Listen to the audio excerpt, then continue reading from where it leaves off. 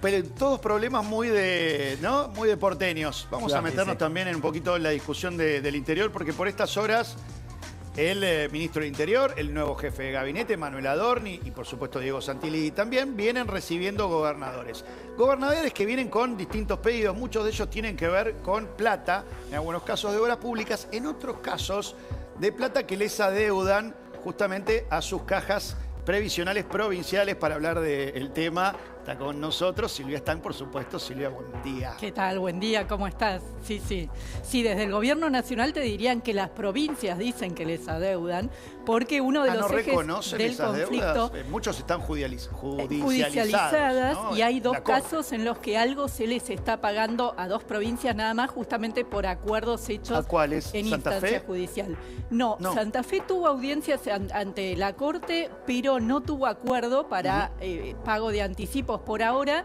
Sí Córdoba y sí Entre Ríos. Y Córdoba utilizó también esos fondos, ¿no? Claro, hace unos meses Entre el Ríos gobernador es aliado, de Córdoba está Yarlora, que viene con ese reclamo desde hace mucho. Desde hace mucho. Todas las provincias tienen el reclamo desde hace mucho. Este conflicto es tan viejo, es de hace 30 años más o menos que surgió este tema. ¿Por qué? Porque fue la época, década del 90, cuando hubo una gran reforma previsional y varias provincias decidieron, a propuesta del gobierno nacional de entonces, transferir sus sistemas previsionales. Recordemos que estamos hablando siempre, cuando hablamos de este tema, de sistemas jubilatorios para los empleados públicos de las administraciones locales. Que tenían regímenes incluso superiores, que se jubilaban en muchos casos antes. Son sistemas previsionales que de por sí estaban muy estresados porque tenían pocos aportantes, los sostenían los estados provinciales y reclaman esa plata nacional. Ahí diste en uno de los ejes del conflicto, que es que muchas veces estos sistemas son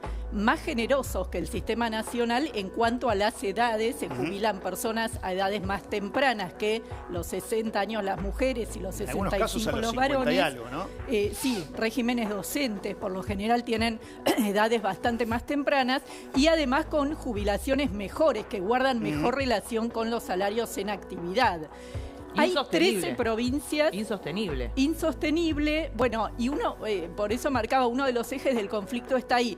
Son 13 las provincias que mantienen sus cajas jubilatorias propias y 11 las habían traspasado a la nación. La ciudad de Buenos Aires, por ejemplo, no tiene, no la mantuvo, la transfirió. De las provincias grandes, bueno, las más grandes, Buenos Aires, Córdoba y Santa Fe, mantienen sus sistemas.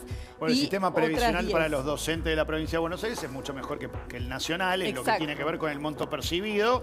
Por supuesto, muchos lo eligen si a veces dan clases en ambos sistemas, ¿no? Lo cual a veces es usual que tengan que tener más de un trabajo, como muchos hoy.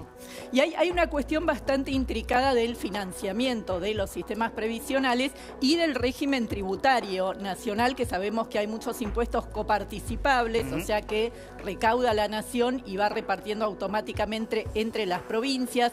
De esos impuestos coparticipables, traigo esto a cuento porque hay algunos que antes de repartirlos, una parte se queda justamente para pagar jubilaciones del ANSES. Bueno, en medio de todo ese sistema, lo que dicen las provincias que no transfirieron las cajas es que en su momento hubo un compromiso de la nación de entonces cubrir déficit. Ahora, el gran tema es qué parte del déficit o qué exactamente hay que cubrir por parte de la nación, porque recordemos que acá nosotros decimos nación, provincias, parecen entes que no son personas, pero en realidad cuando te pones a pensar son jubilados de un sistema subsidiando a jubilados de otro sistema. De alguna manera podemos pensarlo así. Exacto.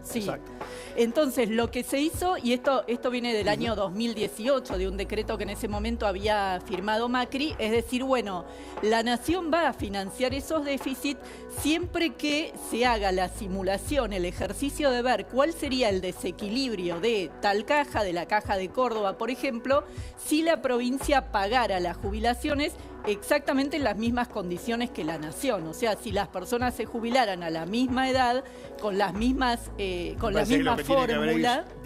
Primero solucionar el problema hacia atrás. Exacto. Hay que ponerle en algún momento una resolución que todavía no está llegando, que tiene que ser seguramente por el lado de la Corte. Sí. Parece que las provincias también tienen que aceptar algún tipo de rebaja y después, por el otro lado, para adelante hay que empezar a terminar con estos regímenes especiales porque han creado toda una distorsión que tampoco puede estar permanentemente absorbiendo el Estado Nacional, que ya de por sí no recauda como debería recaudar porque claramente hay una menor masa de aportantes. Para lo cual tenemos reforma laboral en breve, ¿no? Para ver si efectivamente esa recaudación a lo que está pidiendo el FMI puede crecer. El tema es que acá no depende de la decisión de uno, depende de claro, exactamente, porque las provincias tienen que terminar convalidando eso voluntariamente. Por eso se dio esta situación de que la mitad hoy tiene sus cajas, la otra mitad no. Y el presupuesto concretamente tiene una cláusula, tiene varios artículos dedicados a esto y dice que para anticipos, ahora te digo por qué dice para anticipos a las provincias por esta razón,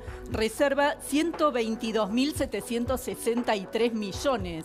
Y en las provincias te dicen, eso no es nada, ¿no? Es muy poquito dinero, es una suma enorme, pero para estos sistemas sería muy poco. Hay un trabajo del IERAL, de Fundación Mediterránea, con sede en Córdoba, y que hoy preside Osvaldo Giordano, es un economista muy vinculado al sistema fue titular del ANSES social. en algún momento. Terminó haciendo las primeras denuncias, sí. Sí, titular del ANSES con Milei, que hicieron un cálculo ellos y calculan que por 2026 deberían ser 2 billones de pesos en vez de 122.000 millones. Hay una brecha enorme y obviamente, bueno, la discusión, como bien vos decías, las provincias también de la discusión de siempre, ¿de dónde salen esos fondos? Bueno, ahí en ese trabajo que no es un programa de asistencia al Congreso que tiene el IERAL, ellos hacen algunas propuestas, por ahí algunas no son tan simpáticas, ¿no? De dónde nunca son simpáticas. Y está la decisión política también de seguir subsidiando o subvencionando estas cajas. Exacto, claro. Se puede hacer, digo, ¿dónde proponen que salga la plata? Bueno, por ejemplo, proponen un aporte especial para los jubilados del ANSES que superan el haber máximo. Viste que siempre todos los meses contamos cuál es el haber máximo del sistema, pero también aclaramos que hay muchos jubilados que lo superan. En muchos casos porque estuvieron en regímenes especiales, pero en muchos casos también porque ganaron juicios. ¿Y porque aportaron más? Porque aportaron más, pero lo que dice también la propuesta del IERAL es que si es verdad que aportaron más, no mal, también es cierto que el sistema jubilatorio, cuando uno es empleado, tiene un tope para calcular el porcentaje de los aportes. Entonces, que de alguna manera... Claro, ponerles un techo ahí, un recorte y que esa plata se redistribuya, digamos. Claro, bueno, después la propuesta es también redistribución de impuestos, de algunos de los impuestos coparticipables, y otra que ya estuvo en proyectos de ley que no se aprobaron, es sobre todo para la deuda histórica que consideran que hay la provincia, que consideran las provincias que hay, es utilizar el Fondo de Garantía de Sustentabilidad que tiene el ANSES. Gracias, Silvia. Que en la práctica hoy no tiene un uso útil, digamos. 9 en punto de la mañana. Estos son los títulos.